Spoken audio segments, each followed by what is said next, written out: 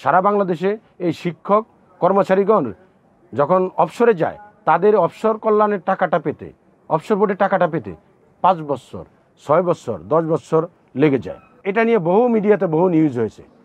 আমি ব্যক্তিগতভাবে অনেকবার চিঠি দিয়েছি তাদেরকে যে এটা যাতে করানো হয়। এমনও নিউজ হয়েছে যে এই টাকা আনতে গিয়ে সে অনেক টিচারদেরকে রাস্তায় ঘুমিয়েতেছে। তো আমি কোর্টের আমার একটা সাপ্লিমেন্টারি ছিল যে এই টিচারদের 5 লক্ষ 6 লক্ষ যে শিক্ষক কর্মচারী রয়েছে তারা রিটায়ারমেন্টে যারা যায় তাদের এই রিটায়ারমেন্টের সুবিধাটা যাতে রিটায়ারমেন্টের পরে 6 মাসের ভিতরে দেওয়া হয়। আদালত সর্বশেষ নির্দেশ দিয়েছে দুইটা, আমি বলবো একটা হলো 10% কর্তনের বিপরীতে আনুপাতিক হারে আমাকে সুবিধা দিতে হবে, আর দ্বিতীয়টা হলো আগে যে রিটায়ারমেন্টে গেলে যে 6 বছর 3 বছর 2 বছর ঘোরাঘুরি করতে হলো সেটা কোর্ট একটা নির্ধারিত সময় দিয়ে দিয়েছে যে রিটায়ারমেন্ট করার 6 মাসের ভিতরে তাদের সকল সুযোগ সুবিধা, অর্থনৈতিক সুযোগ সুবিধা আছে যেগুলো বুঝিয়ে দিতে হবে।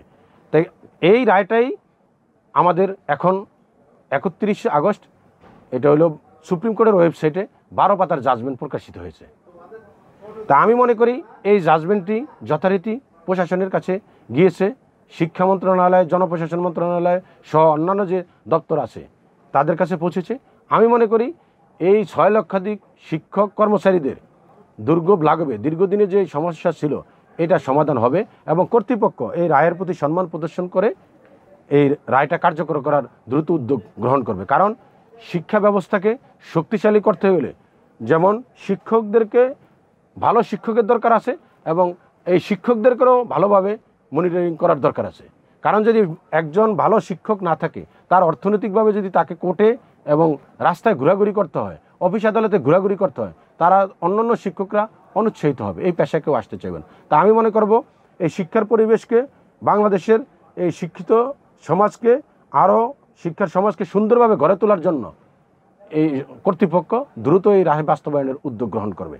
আর আমি একটি কথা সবার শেষে বলবো, এই শিক্ষকদের সমস্যা সমাধানে আমি তাদের পাশে ছিলাম, সবসময় আমি তাদের পাশে থেকে আইনি সাপোর্ট এবং অন্যান্য যে ব্যক্তিগত সাপোর্ট আছে এটা আমি সবসময় দিয়ে যাব। ধন্যবাদ সবাইকে। আপনারা জানেন যে একটা রায় হলে সেটা কার্যকর হইতে বাংলাদেশে একটু অথবা টোটাল একটু সময় লাগে আমাদের। এক্ষেত্রে আমি নিরাশ হচ্ছি না, কারণ আমি তো শিক্ষকদের অনেক মামলা করেছি। আমি মনে করি যে কোনোভাবেই হোক, যতই সময় ক্ষেপণ করুক না কেন, কাল ক্ষেপণ করুক আর ওই লাল ফিতার দৌরত্ব থাকুক, এটা বাস্তবায়ন হবে। কারণ আদালতের রায় সবার জন্য বাধ্যকর। হয়তো তারা বিভিন্ন অজুহাতে কাল ক্ষেপণ করতে পারবে, কিন্তু আমি মনে করি যে শিক্ষক সমাজের জন্য যে 6 মাসের যে পেনশন সুবিধা পাওয়ার সময় বেঁধে দেওয়া হয়েছে এটা ইনশাল্লাহ বাস্তবায়ন হবে এই রায়ের মাধ্যমে। শুধু কাল ক্ষেপণ করতে পারবে, কিন্তু এটা বাস্তবায়ন না করার কোনো সুযোগ নেই। হয়তো তারা আরেকটা করতে পারবে, যে কোনো তাদের যদি থাকে আপিলের সুযোগ থাকে সেটা করতে পারবে, কিন্তু আমি মনে করি এটা একটি যুগান্তকারী রায় হয়েছে শিক্ষকদের জন্য। আর এটা তো তাদের অধিকার পেনশন সুবিধাটা, তাই তারা তাদের পেনশন সুবিধাটা নির্দিষ্ট সময়ের ভিতরে পাবে, এটাই স্বাভাবিক নিয়ম। আমি মনে করি কর্তৃপক্ষ এই ব্যাপারে সময় ক্ষেপণ না করে বাস্তবায়ন করবে। এই যে বাংলাদেশে 30,000-এর মতো এমপিভুক্ত শিক্ষা প্রতিষ্ঠান রয়েছে, যেখানে 6 লক্ষাধিক শিক্ষক কর্মচারী রয়েছে।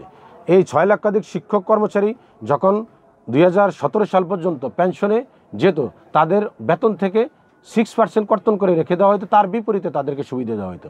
2017 সালে সেটাকে 10% কর্তন করা হলো, কিন্তু 10% যে কর্তন করে তার বিপরীতে সুবিধাটা বৃদ্ধি করে নাই, বৃদ্ধি না করেই কর্তনের আদেশ দিল। এর পরিপ্রেক্ষিতে আমাদের রিট পিটিশনের যে রায় আসলো, সেই রায় সেখানে আদালত বলল যে না, তুমি 10% কর্তন করো, কিন্তু তাদের বাড়তি সুযোগ সুবিধা দিতে হবে। সেই রায়টা আসলো। আর দ্বিতীয় যে অংশটা আসলো সেটা আসলো যে আরেকটা প্রেয়ার ছিল আমাদের, যাতে পেনশন সুবিধাটা নির্দিষ্ট সময়ের ভিতরে দেওয়া যায়, 6 মাসের ভিতরে। আদালত বলছে যে না, এই বেসরকারি শিক্ষা প্রতিষ্ঠান এমপিভুক্ত যে 6 লক্ষাধিক শিক্ষক কর্মচারীর ভিতরে যারা রয়েছে, তারা যখন রিটায়ারমেন্টে যাবে তাদের এই অর্থনৈতিক যে সুবিধাটা সেটা 6 মাসের ভিতরে তুমি পরিশোধ করতে বাধ্য থাকবে, পরিশোধ করবে। তাহলে দুইটা আদেশ হলো। তাই আমি মনে করি যে বেসরকারি যে 6 লক্ষ এমপিভুক্ত শিক্ষক কর্মচারী রয়েছে তাদের যে 10% কর্তন করা, তার বিপরীতে সুবিধাটা পাবে। আর দ্বিতীয়ত যে 6 মাসের ভিতরে রিটায়ারমেন্টে যারা যাবে তারা সেই সুবিধাটা পাবে। এই যে রায়ের চূড়ান্ত কপিটা এটাই ওয়েবসাইটে, সুপ্রিম কোর্টের ওয়েবসাইটে প্রকাশিত হয়েছে 31 আগস্ট 2025-এ।